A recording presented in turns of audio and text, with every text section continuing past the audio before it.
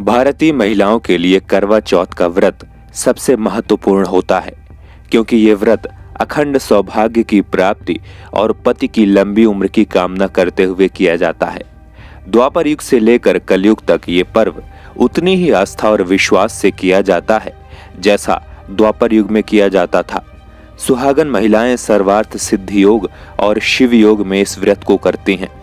लेकिन क्या आपने कभी सोचा है कि करवा चौथ के दिन जिसकी पूजा करते हैं, आखिर वो करवा माता कौन है और किस तरह से उनके नाम पर करवा चौथ की शुरुआत हुई? आइए जानते हैं इसके पीछे की धार्मिक कथाओं के बारे में। लेकिन उसके पहले हमारे YouTube चैनल अज्ञात दुनिया को सब्सक्राइब कर लें। पौराणिक कथा के अनुसार प्राचीन समय में करवा नाम की पतिव्रता स्त्री थी। उनका पति काफी उम्रदराज था। एक दिन वो नदी में स्नान करने गया तो नहाते समय एक मगरमच्छ ने उसका पैर पकड़ लिया और निगलने के लिए खींचने लगा। उसने चिल्लाकर अपनी पत्नी करवा को बुलाया और सहायता के लिए कहने लगा।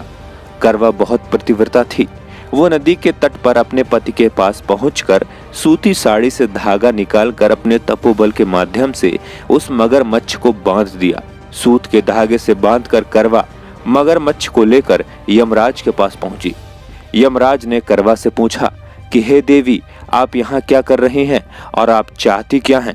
करवा ने यमराज से कहा कि इस मगर ने मेरे पति के पैर को पकड़ लिया था, इसलिए आप अपनी शक्ति से इसको मृत्यु दंड दें और उसको नरक में ले जाएं। यमराज ने करवा से कहा कि अभी इस मगर की आयु शेष है, इसलिए वो समय से पहले मगर को मृत्यु नहीं दे सकते।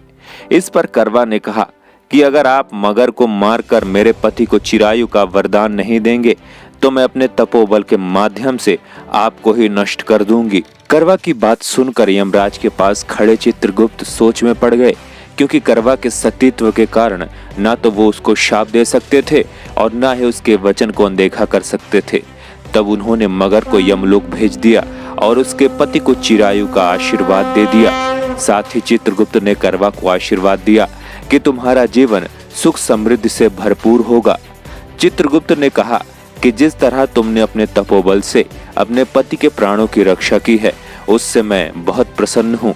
मैं वरदान देता हूँ कि आज की तिथि के दिन जो भी महिला पूर्ण विश्वास के साथ तुम्हारा व्रत और पूजन करेगी, उसके सौभाग्य की मैं रक्षा करूंगा। उस दिन कार्तिक मास की चतुर्थी होने के कारण करवा और चौथ मिलने से इसका नाम करवा चौथ पड़ा। इस तरह माँ करवा पहली महिला हैं जिन्होंने सुहाग की रक्षा के लिए न केवल व्रत किया बल्कि करवा चौथ की शुरुआत भी की। करवा चौथ के व्रत को करने के बाद शाम को पूजा करते समय माता करवा चौथ कथा पढ़ना चाहिए। साथ ही माता करवा से विनती करनी चाहिए कि हे माँ, जिस प्रकार आपने अपने सुहाग और सौभाग्य की रक्षा की, उसी तरह हमारे सुहाग की आप रक्षा करें। साथ ही यमराज और चित्रगुप्त से विनती करें कि वो अपना कर्तव्य निभाते हुए हमारे व्रत को स्वीकार करें और हमारे सौभाग्य की रक्षा करें। इसके बाद भगवान श्री कृष्ण के कहने पर द्रौपदी ने भी इस व्रत को किया था, जिसका उल्लेख वराह पुराण में मिलता है। आज के लिए बस इतना ही।